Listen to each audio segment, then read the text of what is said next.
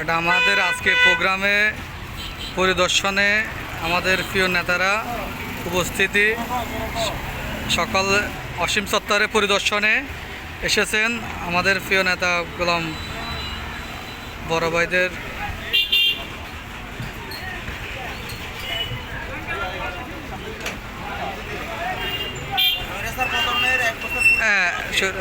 স্বৈরাচার পতনের এক বছর পূর্ণ হওয়াতে আমাদের অসীম চত্বর পরিদর্শন এবং কি আজকে শহীদের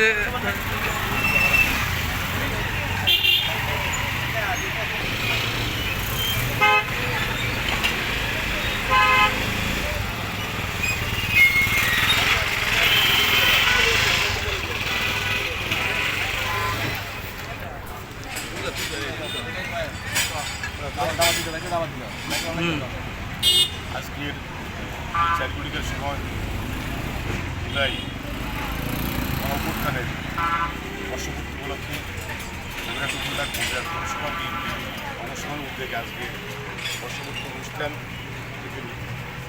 ডাকতে আপনারা সবাই খুশি থাকবেন। শহীদ বিরাট পশ্চিম বাজার শহীদ ওয়াসিম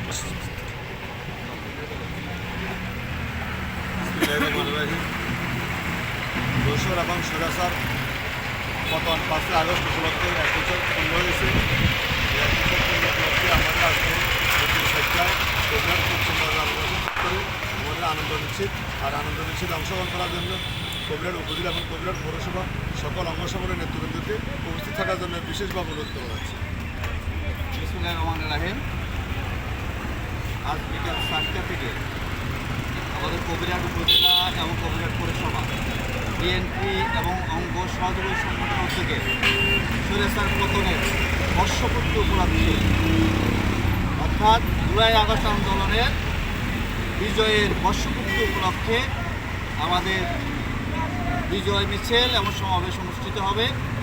আমাদের জাতীয় নেতৃবৃন্দ এবং নোয়াখালী জেলা বিএনপি নেতৃবৃন্দের মধ্যে অনেকে আমাদের আজকে প্রোগ্রাম উপস্থিত থাকবেন।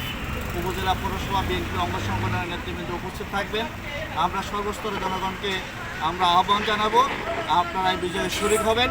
কারণ এই বিজয় সুনির্দিষ্ট কোনো দলের না, এই বিজয় হচ্ছে বাংলাদেশের মুক্তিকামী জনতা। এই বিজয় হচ্ছে গণতন্ত্রে বিশ্বাসী, এই বিজয় তাদের সকলের।